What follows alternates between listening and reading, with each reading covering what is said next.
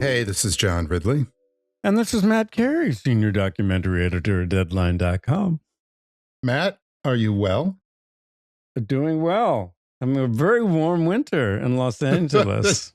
You're in Wisconsin, where it is not so warm. We had another little dusting of snow. The holidays have not ended. People still have laugh. Well, you know, it's like I'm my not mom gloating. says, if you're here, you're here for a reason, and you got to deal with it. It is festive still. No one wants to go outside and take their holiday decorations down. So it's like a little Christmas village that never really goes away. It is cold, but I will say it is warmer. When I arrived, which was a couple of weeks ago, I've been here a couple of weeks, it was 15 below. That was with wind chill and all that, but 15 below is 15 below. It's a balmy 23 outside. You're heading in the right direction. Yes, it is a slow train to summer, but it will get there. But my life is blessed. I'm the luckiest person in show business. There's some folks out there in show business who are a little lucky. And then tangentially, there are some people in that same sort of sphere as you and I speak who have been unlucky the last couple of days. And what I'm talking about, and I would love your thoughts on the dual realities of the Melania Trump documentary. We have not talked about that at all. No. What it did at the box office, and your, I don't want to say reporting, but you're reporting to me that as we sit, the numbers that we see, if we do not question them, around $10 million in box office, which is nothing to sneeze at for a documentary, although we're going to put that in context.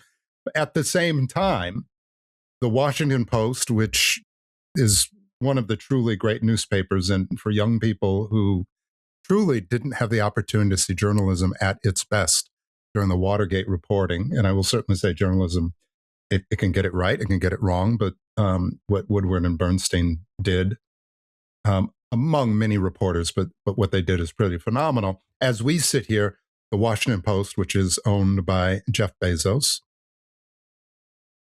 who is also the former CEO, but founder, and I would still assume the largest shareholder of Amazon and all their additional holdings,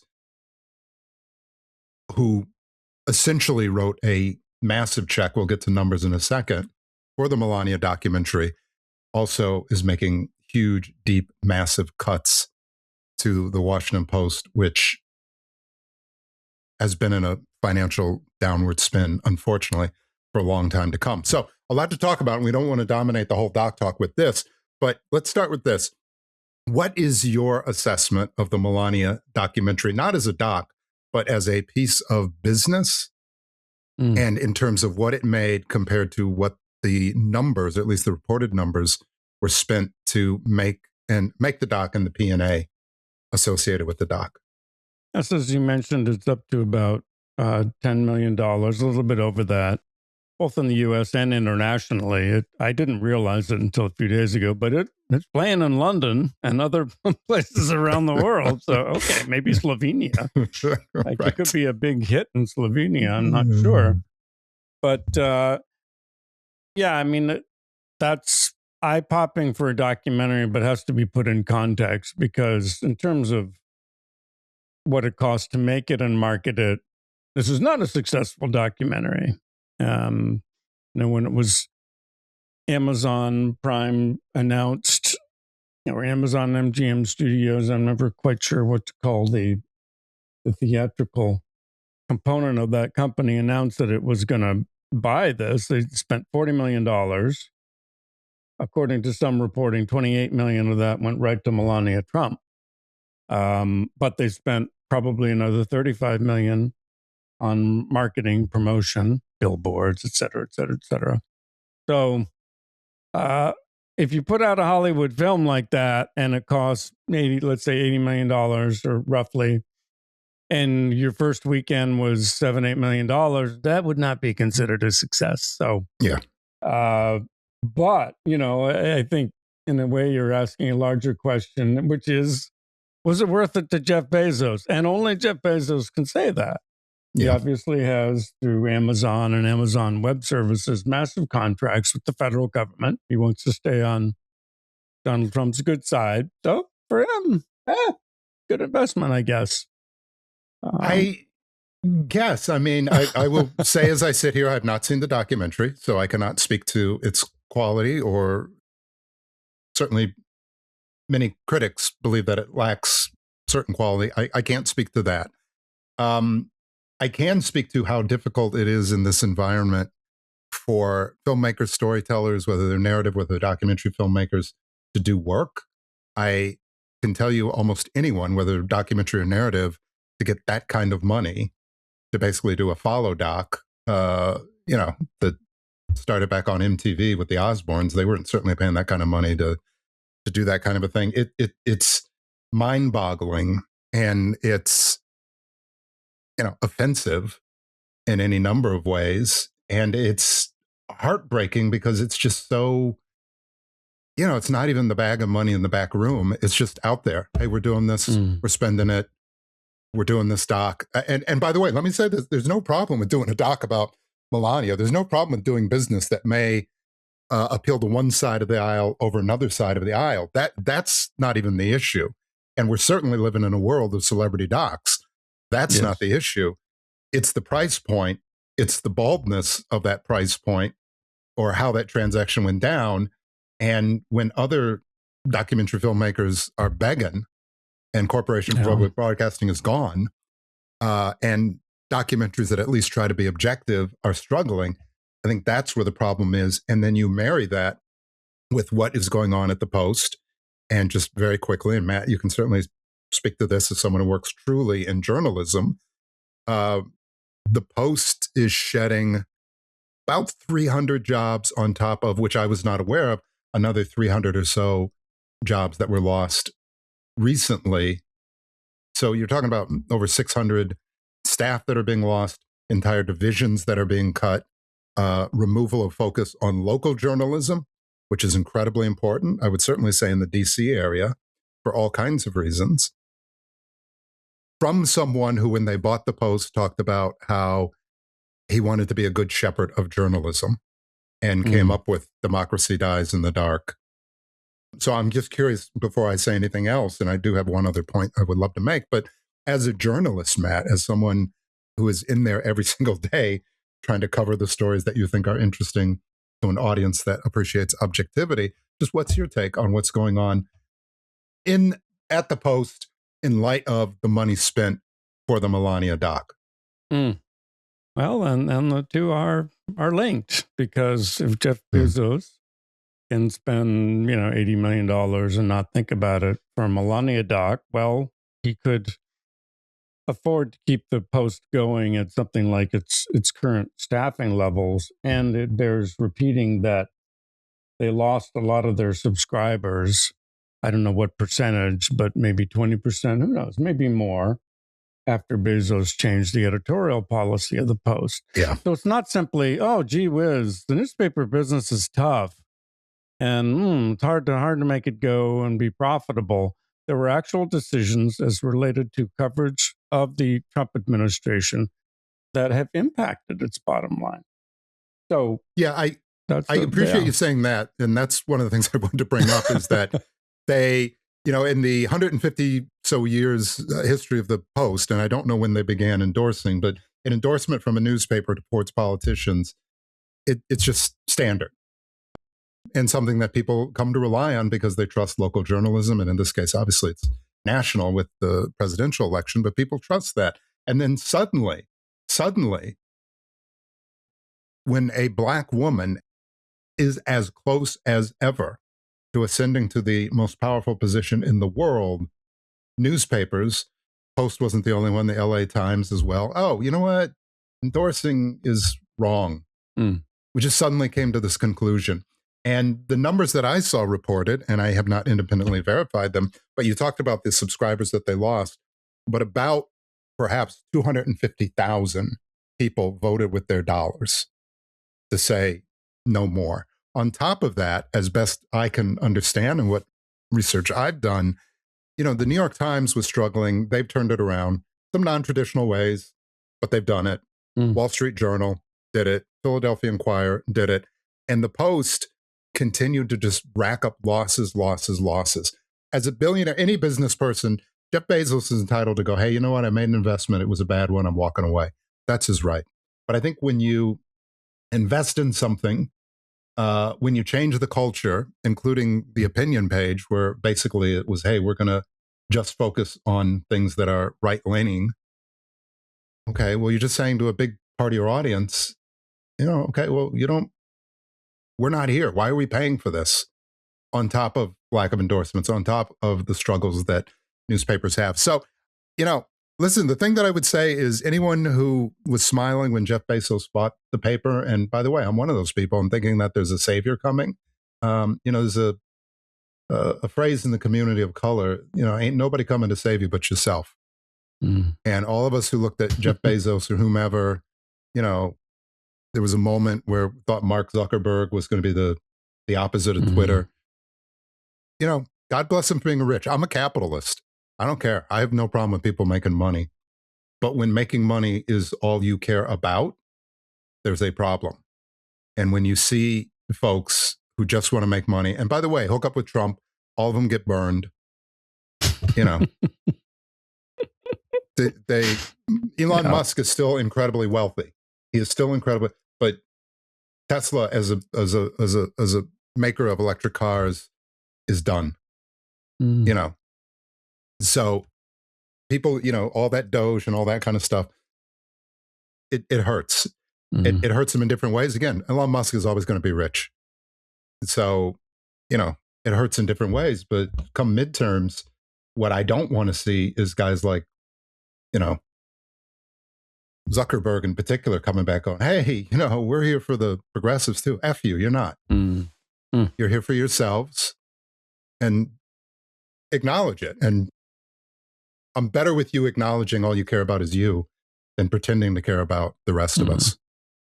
Yeah, I think that's the context that's missing, is what is the purpose of journalism and democracy, and what is the responsibility of a newspaper like the Washington Post and social media that does play a role in disseminating news and information. These companies have been willing to benefit from that democratic structure of society, to build extraordinary fortunes, and then, in my view, to turn their back on it when it's no longer convenient for them. And the only other thing I would mention is that we are living in this time of oligarchy, where we're at the whims of the centibillionaires who can do as they please. And as you say, Jeff Bezos rode in on the white horse. I'm going to save the Post. Wonderful. That's terrific. Then he changes his mind. Laurene Powell Jobs is the backer of the Atlantic magazine, which has really risen to become a really important magazine, I think, recently, through her stewardship of the Emerson Collective. I think that's terrific. However, nothing preventing Laurene Powell Jobs tomorrow morning to say, I'm done with this. And then where are we? So, anyway. I think when you talk about the oligarchy, I think that's really important, because I don't know that people talk about that enough, that a lot of what's going on is, look, there's circular investments. AI is one big circular investment. You look at the number of jobs that are getting cut, the lack of, we're going to make all the money in the world, but whatever you do, don't raise minimum wage, because then we'll go out of business. Really? Really? You got a $35 million payout, but if you pay people a couple of bucks more, they're going to go out of business.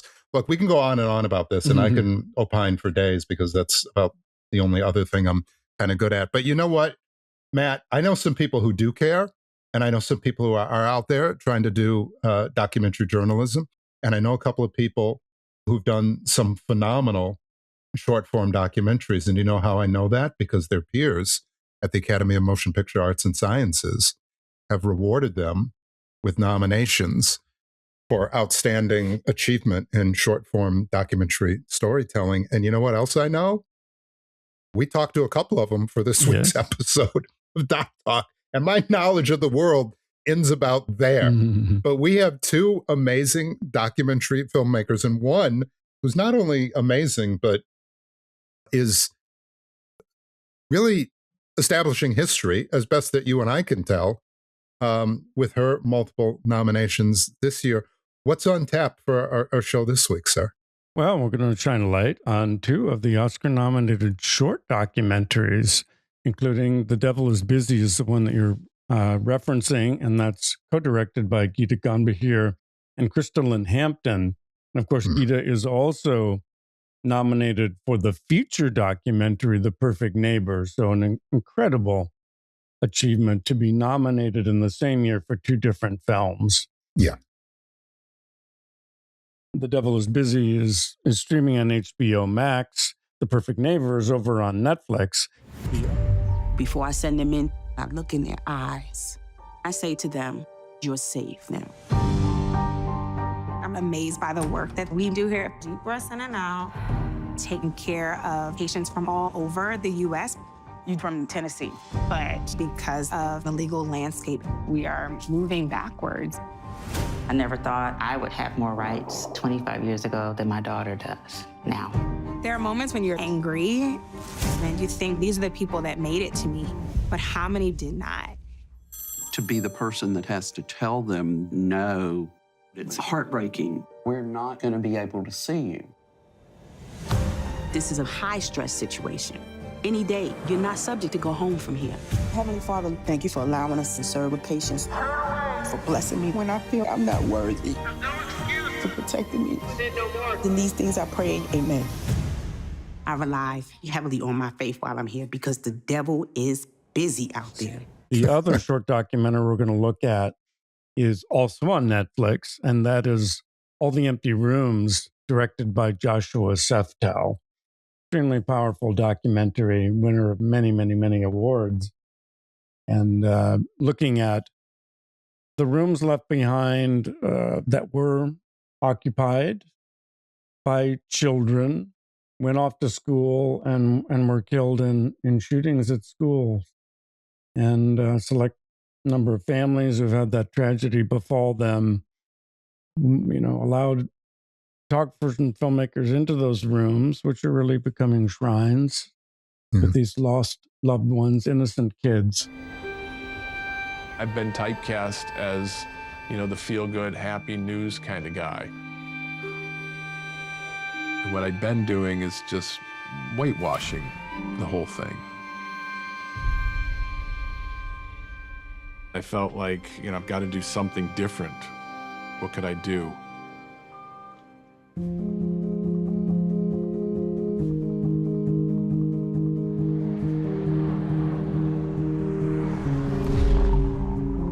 It's interesting how memory works.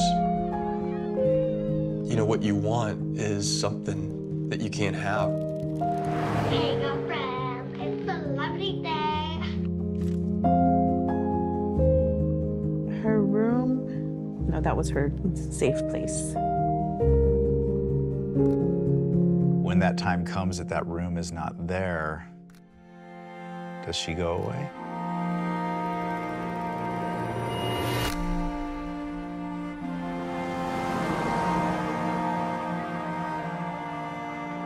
Do you go in there a lot? Oh, yeah, a lot. Every day I tell her good morning, and every night I tell her good night. I wish that we could transport all Americans to stand in one of those bedrooms for just a few minutes. We'd be a different America. It's a really powerful documentary. So that's what we have today for our listeners. It's, as you say, a pair of really, really powerful documentaries, and very happy to have both of them on. Here's our conversation with the director of All the Empty Rooms, Joshua Seftel. We're joined today by the director of the Oscar-nominated documentary short subject, All the Empty Rooms, Joshua Seftel. Joshua, welcome to the show. Congratulations on the nomination, and really congratulations on an incredibly powerful and moving documentary. Thanks, John. There's a lot to talk about with the documentary, and it is ultimately a very meditative film on what is lost when we, as a community and certainly as parents, lose children to mass gun violence, and particularly at schools. But I want to start with the subject of the documentary itself. A CBS News journalist, a gentleman by the name of Steve Hartman. And if you can for a second, just talk about Steve and why he's perhaps a bit of an unusual subject in terms of what he normally reports on, and the choice that he's made to report on dozens and dozens and dozens of empty rooms that are as they remain when children were shot and killed on days when they were in school. Sure thing. Yeah, Steve Hartman has been a fixture at CBS News for 30 years now. He's the guy at the end of every Friday evening news. There's a report at the very end that sort of sets you up for your weekend. And it's usually some kind of good news story or some kind of story about the goodness of people. And that's Steve Hartman. He does these little essays. They're usually 2 minutes long. And they're also seen on CBS Sunday Morning on Sundays to end your weekend. You know, he's the good news guy. He has been for 3 decades. And when he reached out to me 3 years ago, he wanted to do a very different kind of story, which was not good news. And, he had been working, he had this idea to photograph the empty bedrooms of children who were killed in school shootings. And he, at that point, when he called me, he had gone to a few of the rooms. He had written letters to every single family who had lost a child since Sandy Hook, and was getting yeses. I think largely because he's Steve Hartman and people trust him and they know the kind of journalism he does. And so people were saying yes. And he was sort of at this crossroads of saying, like, what is this thing I've set into motion? And he asked me, do you think it's a documentary? And at that time, my daughters were 2 and 6. And I just immediately thought about the fact that they're going to be doing active shooter drills soon. And I thought, this project seems like a noble effort to reframe the issue of gun violence, a noble effort to reframe the issue of school shootings and take it out of that political debate that we're stuck in, and to just really look at the human toll that is happening by looking at these empty bedrooms. Yeah, they travel with the photographer, I believe his name. Lou Bopp. Lou Bopp, Lou Bopp. And this was a 7-year process for Mr. Hartman. Is that correct? He spent 7 years going house to house to look at these rooms. That's right. And it was off and on for 7 years. You know, the yeses came in gradually. And in the end, they visited 8 rooms. We went to 4 of them for the film across the country, from Nashville to Uvalde to Santa Clarita. They went to Sandy Hook and to Marjorie Stoneman Douglas as well. And, you know, there are the sort of well-known school shootings, and then there are the ones that, you know, you're kind of like, oh, I don't remember that one. And even just that idea that I don't remember that one is kind of frightening, that we could forget something like that there are so many school shootings now that we can't even keep track of it. It's incredibly challenging to watch in and of itself. But then you're reminded when you're in the rooms, and in particular, they do give the age of the children. But it's one thing to talk about children. It's another thing to be in a room where you see nothing but SpongeBob toys, right? When you see, you know, the lights that rim a room because a young girl loved it, and parents are saying, now we never turn off the lights because what was just a nice decoration is now a memorial. I think that is really hard. And you talk about reframing the conversations where you're like, these are children, not just teenage. There's no good age, but it's not teenagers, it's not 20-year-olds. These are 8-year-olds, 7-year-olds, 5-year-olds who are meant to be from safe place to safe place, who are being slaughtered. Yeah, I mean, look, we get these headlines now. There's more than 100 school shootings a year in our country. Yeah. And so that's on average more than 2 a week. We don't even hear about most of them anymore. It doesn't make the news. And, you know, it's when you do get a headline these days, it's like, you know, do we even click on it anymore? What do we feel? Do we feel the same way we did when we heard about Sandy Hook or Uvalde or Columbine? Do we feel the same way anymore, or are we becoming numb? And that is what we wanted to address in this film, was to bring people into the bedrooms, because you can read a headline, you could read an article, you could read a statistic, but it's not the same as going into that room and seeing the SpongeBob toys or seeing the dirty laundry basket that's been there for 5 years that the parents just can't bring themselves to wash because they don't want to lose the smell of their child. And when you see that, when you go into the rooms, some people have said, when I read a headline about a school shooting, it's somebody else's kid. But when I go into the bedroom, it could be my kid. There's something universal about seeing all these objects that are familiar, that sort of tell the story of a life lived. One person talked about it as the exquisiteness of life is in these rooms, and which is a beautiful thing.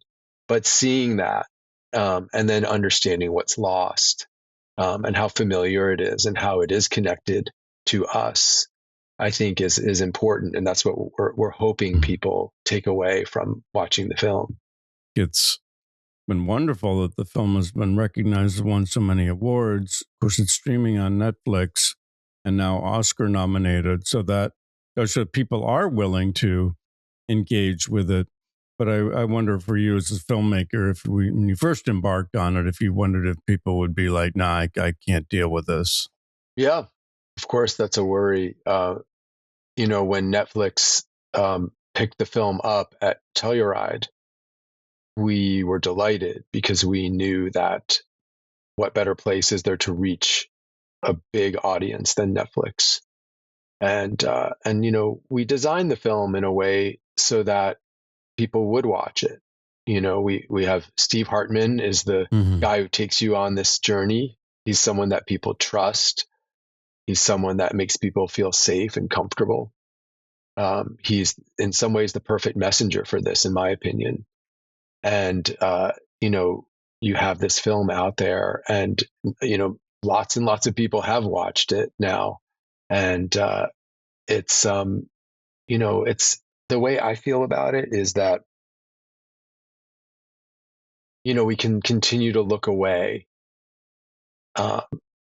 But if we look into it and we feel it and we reconnect with the issue, I think change is more likely to come. That's what I believe. Well, it's certainly an essential part of the process. We're not going to get anywhere if people don't think about it, don't somehow confront the horror of it. Can you talk about some of the families that you worked with and some of the kids who were lost? You focus on about maybe 4 young people who were killed in shootings across the country within the past 5 years, some more recently, some as far back as 5 or 6 years. That's right. Yeah, there were four kids in the film.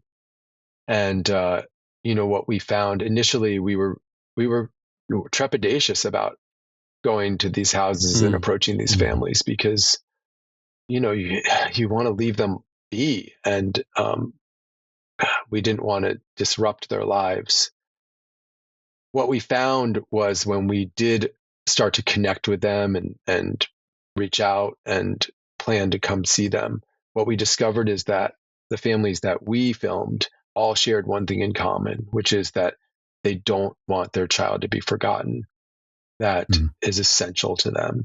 And it's one, and in some cases, it's their primary goal in their life is to make sure that their child's memory is retained. And so in some ways we shared the same goals as the families, which made it easier to do.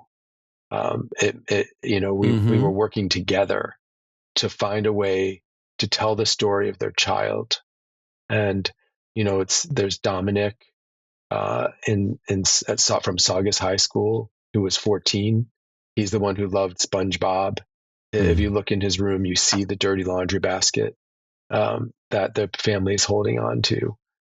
There's Hallie, who was 9, and she was from Nashville, the child of a pastor.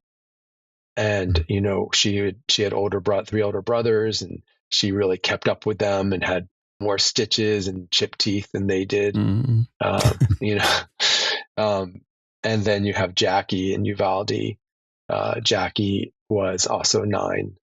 And, you know, she's the one you mentioned, the lights that are on, the lights that rim the edges of her room. And she left those on when she went to school that morning. And the family has left the lights on since then, since Uvalde. And then lastly, there's Gracie, who was 15 and was just starting high school. And, you know, she wanted to be famous. She wanted to be a star, and she loved making videos of herself. And we recently watched, when we watched the announcements for the Academy Award nominations, we watched with her parents, Brian and Cindy. Oh, wow. And in the moment that they announced the film, both Brian and Cindy began to weep. And what they said was, you know, she always wanted to be a star. She always wanted to be famous. And now she's in this, you know, Academy Award nominated film. And what they're really saying is her memory will be preserved and people will know her story.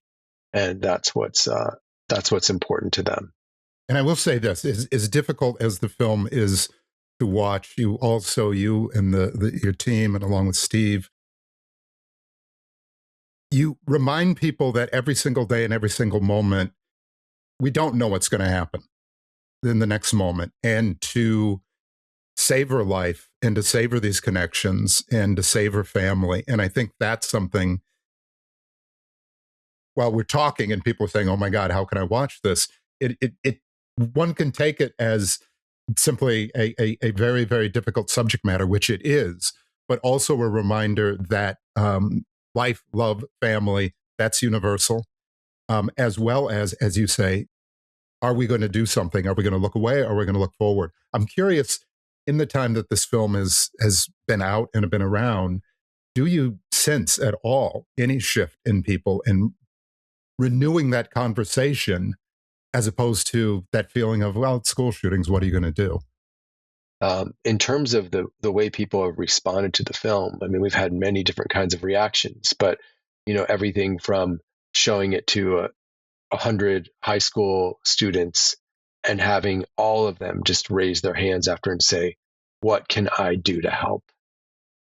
You know, and that idea of channeling that sort of renewed empathy into change is very exciting to us. And we guide them toward the groups that they could work with or volunteer with or make donations to. And, you know, we've had screenings in people's homes where we've gathered a group of wealthy people and shown the film, and afterwards, you know, raised high 6, low 7-figure sums for gun violence prevention groups.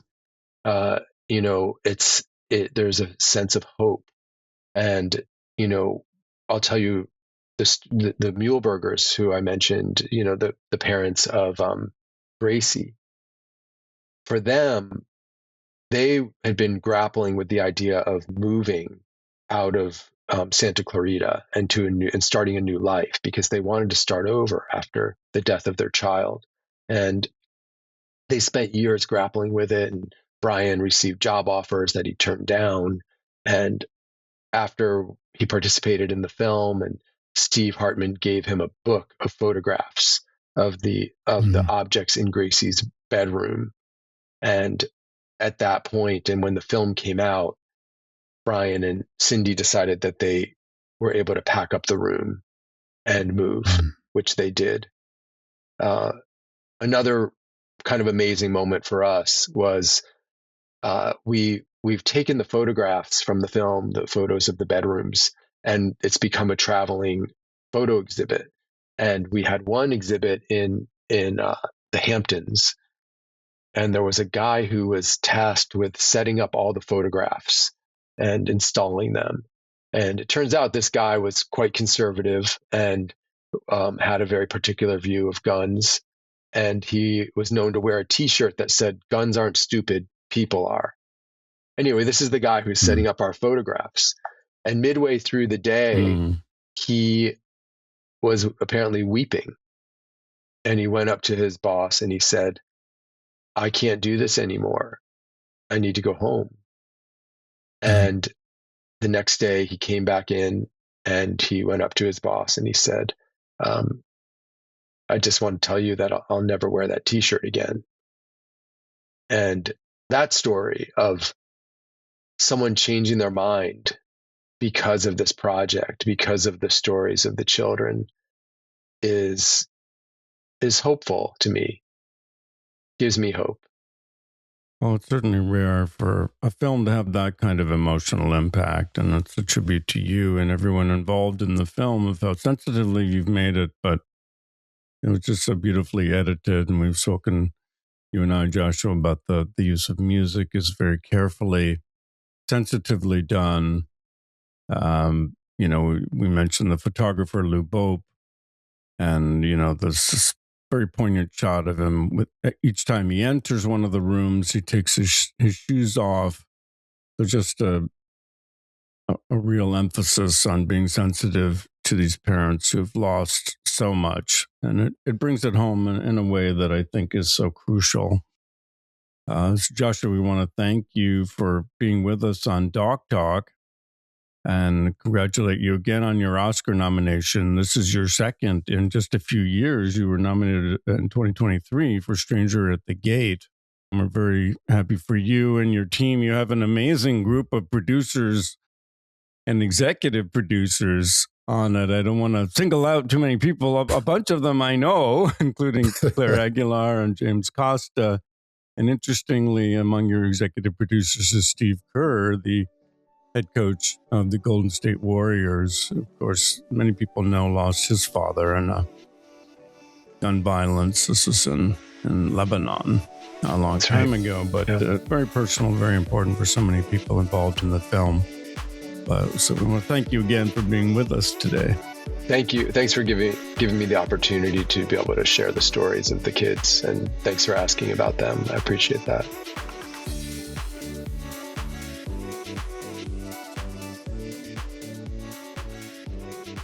John, it was just slightly over a year ago that you spoke with Geeta Gandbhir about her incredible documentary, The Perfect Neighbor.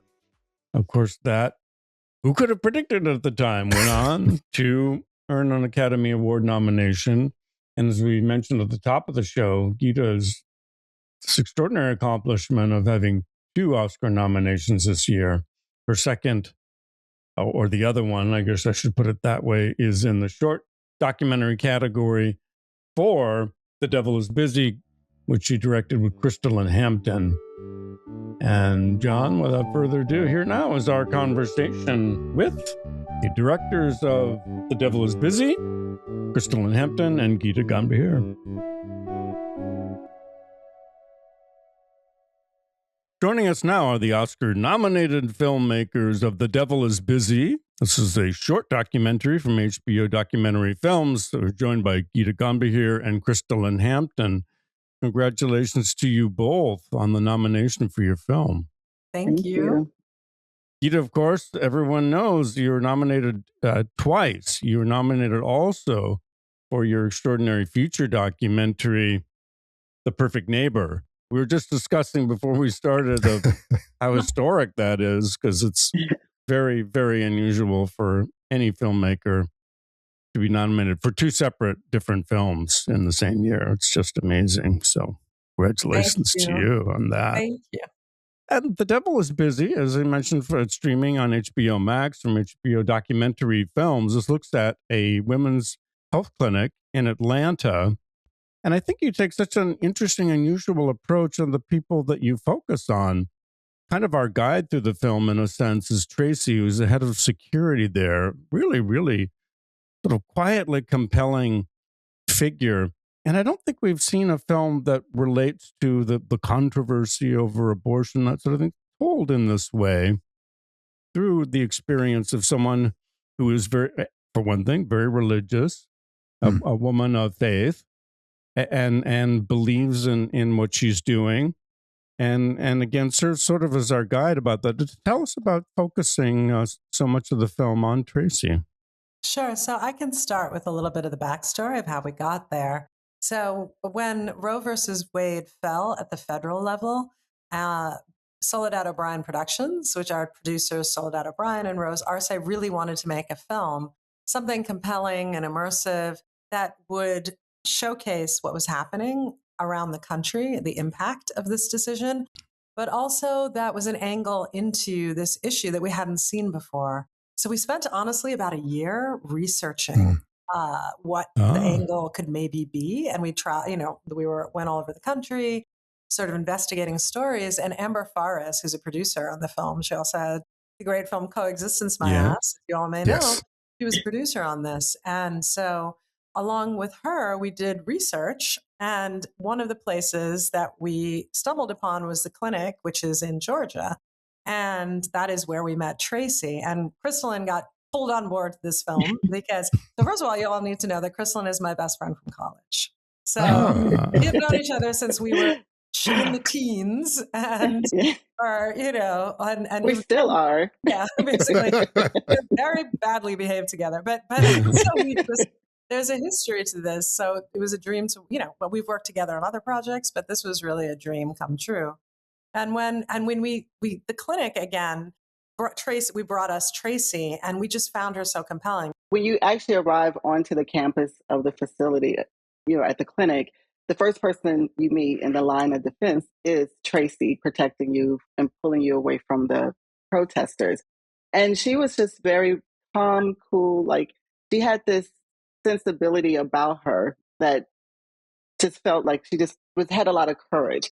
Even though that the chaos behind her was happening, she was just like, come on, keep going. And she is the kind of person that really will tell you, don't let the devil get in your spirit, because I know this is healthcare. I know this is something that's sensitive that you need to deal with. And she just sort of guides you through it. And the clinic is mostly run by women of color. And so there is a community and a familiarity that just felt, like home and a good place to tell this story. I think what we found so compelling about Tracy too, aside from just falling in love with her and wanting her to adopt all of us, because she's so fierce and loving and generous, was the fact that she carries the same, technically the same faith. She is a deep, true believer in Christianity and carries the same faith as the men. I just want to point out they're all men protesting outside, but has chosen a different perspective on it. Still believes that women's reproductive freedom is a basic fundamental human right, and that it's healthcare. And I think that for us, it was I'd never met anyone like her. She was kind of like a unicorn. And we were hoping she might open the doorway for other people who might be struggling with that same dichotomy. To your point about what this reveals about the post Roe v. Wade reality is Georgia, as I understand it, has essentially a 6-week ban on abortions. In other words, anyone who's been pregnant for that time, they're not going to be able to get those services after 6 weeks. And we hear that women are coming from many, many hours away, obviously from other states, to come to Georgia for these services because they've been restricted so severely in other states. Correct. Right. I think there are now 13 states that have complete bans on abortion. And so Georgia, Florida, South Carolina, and Iowa, I think it is, that have the 6-week heartbeat ban. And I think what we see with the clinic is that, these women are really, including Tracy, are putting their lives on the line every day and their professions, because they could be jailed for one misstep, right, around that 6-week ban. And the numbers of people coming to them has only increased. But they show up every day to serve and to try to protect women's access to healthcare. And we found this. The film is representative of a day in the life, and we found it so profoundly moving.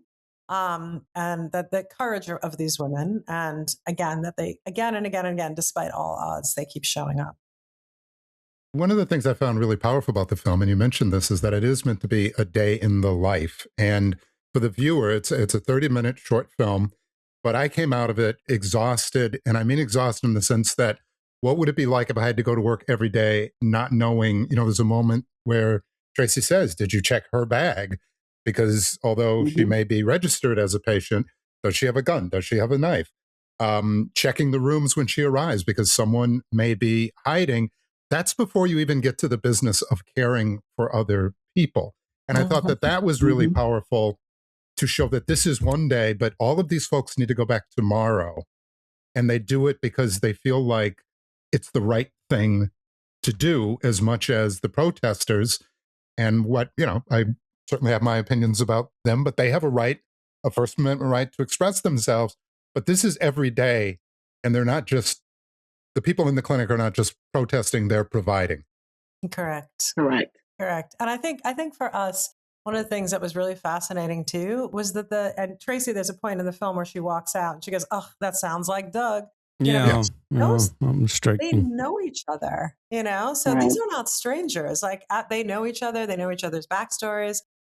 They know, like Tracy actually knows their histories, which is so fascinating, and has engaged in conversation with them. But yet you see they both just, the protesters feel they have a role to play, and so do the doctors and the staff and Tracy. But I think that to me was also really interesting, that again, they literally are on, either side of this dividing line, kind of doing this day in and day out.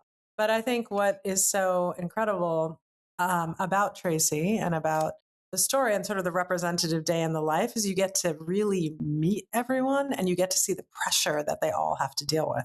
The woman, starting with the one on the phone who has to talk to the people and say, like, when was your last menstrual period? Most women don't really remember when it started, and then measuring whether it was 6 weeks, you can come, you can't come. Just like the heartbreak starts from the beginning of the day. And Tracy sort of praying at the front end of the day and the back, like her sort of bookending with prayer is what keeps her going. That I think, like I said, and Chris, maybe you want to talk about why we chose the staff too. Well, we definitely chose the staff because of their history. A lot of these women have been working and advocating for women's reproductive rights for years. Like the call center operator, she's been working in the industry for like 25 years and has had multiple roles. And she's definitely one of the people that the protesters knows well. And, would tell her, "Oh, you didn't park there yesterday." And so like those kind of conversations of reality, it's really weird. But she knows, like, I have to come in here and make sure these women arrive safely and get home safely. And that's the thing, like with everyone in there, they have a step-by-step process that is so secure and so based around the safety of the women that there's little room for error. There always is room for error, but there's very little room for error. And I think in the time that we filmed between 2022 and 2024, I think there was only one incident where someone actually was able to get past them and a protester in.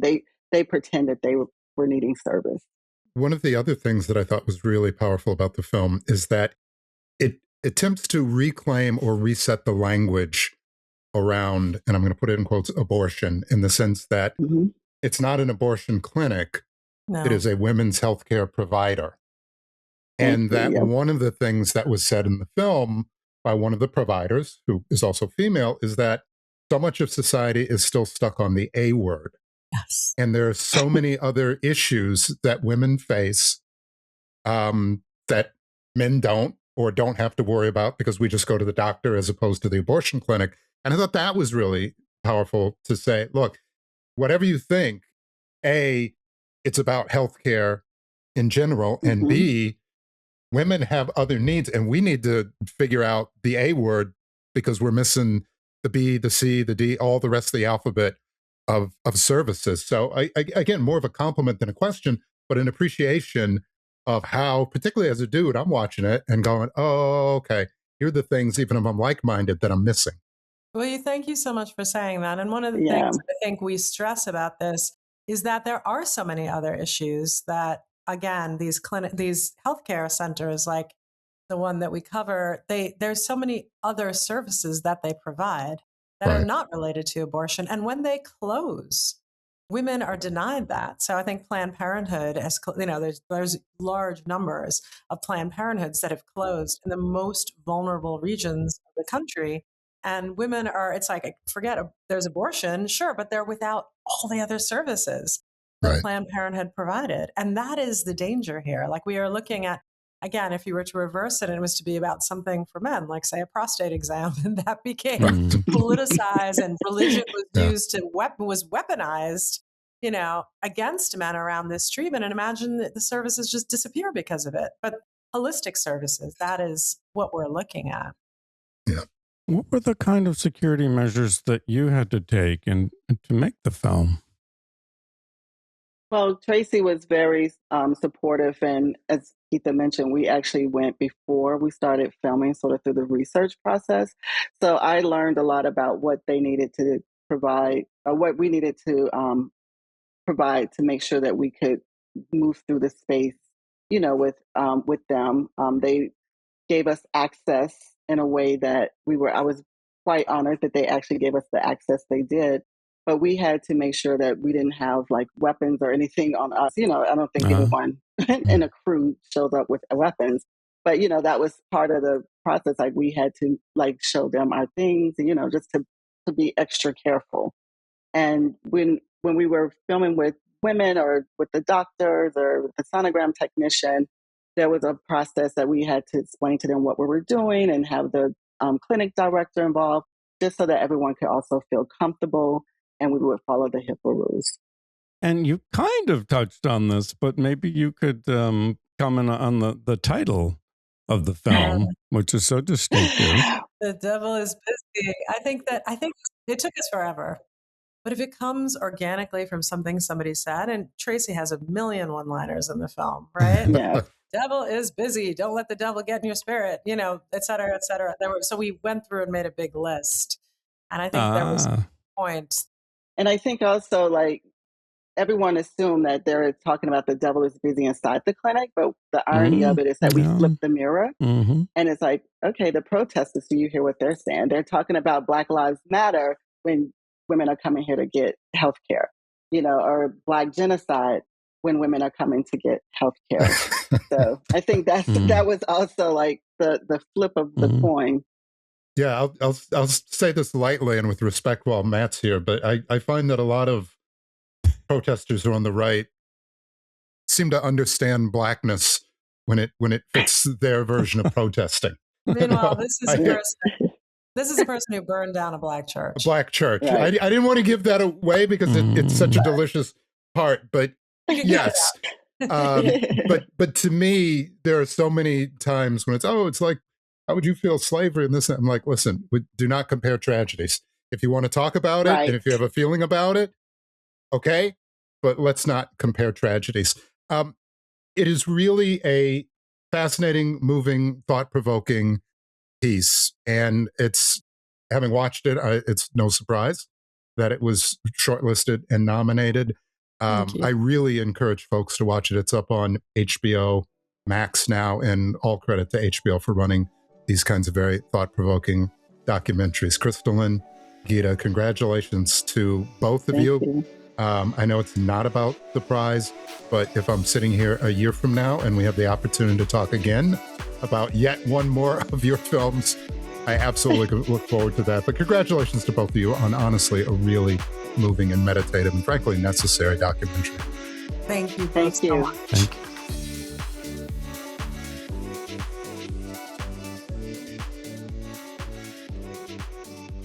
Matt, two documentaries that are a bit of a challenge to watch, but coming out on the other side of them, they're very life-affirming, people-affirming, and when documentaries really have the capacity to put you in spaces where none of us necessarily want to be, but walk away understanding what other people go through, that's documentary storytelling at its best, and I think both of these docs managed to do that.